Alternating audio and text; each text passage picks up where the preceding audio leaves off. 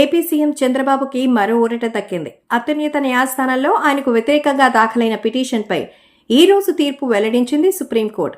YCP హయాంలో చంద్రబాబుపై అవినీతి కేసులు నమోదైన సంగతి తెలిసిందే. ఈ కేసులను సిఐడి నుంచి సిబిఐకి బదలాయించాలని సుప్రీంకోర్టులో ఒక పిటిషన్ దాఖలైంది. పలుమార్లు దీనిపై విచారణ జరిగింది.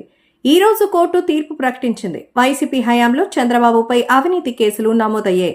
ఈ కేసులో 52 రోజుల పాటు చంద్రబాబు రాజమండ్రి సెంట్రల్ జైల్లో రిమాండ్ ఖైదీగా ఉండిపోవాల్సి వచ్చింది. ప్రధానంగా స్కిల్ డెవలప్మెంట్ స్కామ్ చుట్టూ కేసు నడిచింది. దాంతో పాటుగా మరో 6 కేసుల్ని అప్పట్లో నమోదు చేశారు. దీనిపై సుదీర్ఘ న్యాయ పోరాటం చేసి చంద్రబాబు బెయిల్ తెచ్చుకున్నారు.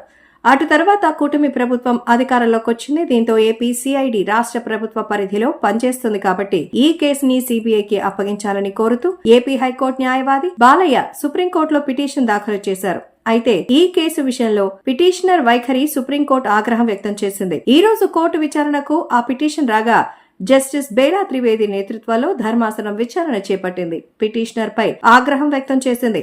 ఈ పిటిషన్ పై ఒక్క మాట మాట్లాడినా భారీ జరిమానా విధిస్తామని హెచ్చరించింది. చంద్రబాబుపై దాఖలైన కేసులను సిబిఐకి బదిలీ చేయాలన్న పిటిషనర్ విజ్ఞప్తిని తోసిపుచ్చింది కోర్టు. వీటిపై వాదనలు వినిపించేందుకు ముందు వచ్చిన సీనియర్ న్యాయవాది మణీందర్ సింగ్ పై కూడా న్యాయస్థానం ఆగ్రహం వ్యక్తం చేసింది. ఇలాంటి పిటిషన్స్ పై కూడా మీరు వాదిస్తారా అంటూ ప్రశ్నించింది. అప్పట్లో వైసీపీ ప్రభుత్వం చంద్రబాబుపై అవినీతి కేసులు నమోదు చేసింది. ఈ విషయంలో ఏపీ సిఐడి అప్పట్లో దూకుడుగా వ్యవహరించింది. ప్రతిపక్ష నేతగా కర్నూలు జిల్లా పర్యటనలో ఉండగా అర్ధరాత్రి హల్చల్ చేశారు పోలీసులు. వేకువజామున అరెస్ట్ చేసి రోడ్డు మార్గంలో అమరావతికి తీసుకొచ్చారు. గుంటూరు సిఐడి కార్యాలయంలో విచారణ చేపట్టారు. అనంతరం కోర్టులో హాజరుపరిచారు. ఏసీబీ కోర్టు రిమాండ్ విధించింది. అయితే తనపై కేసులు, అరెస్టు విషయంలో కనీస నిబంధన పాటించలేదని, గవర్నర్ అనుమతి తీసుకోలేదని అప్పట్లో చంద్రబాబు క్వాష్ పిటిషన్ దాఖలు చేశారు. కింది కోర్టు నుంచి సుప్రీంకోర్టు వరకు ఆశ్రయించారు. అయితే కింది కోర్టు నుంచి ఆ పిటిషన్ కొట్టివేతకు గురి అయింది.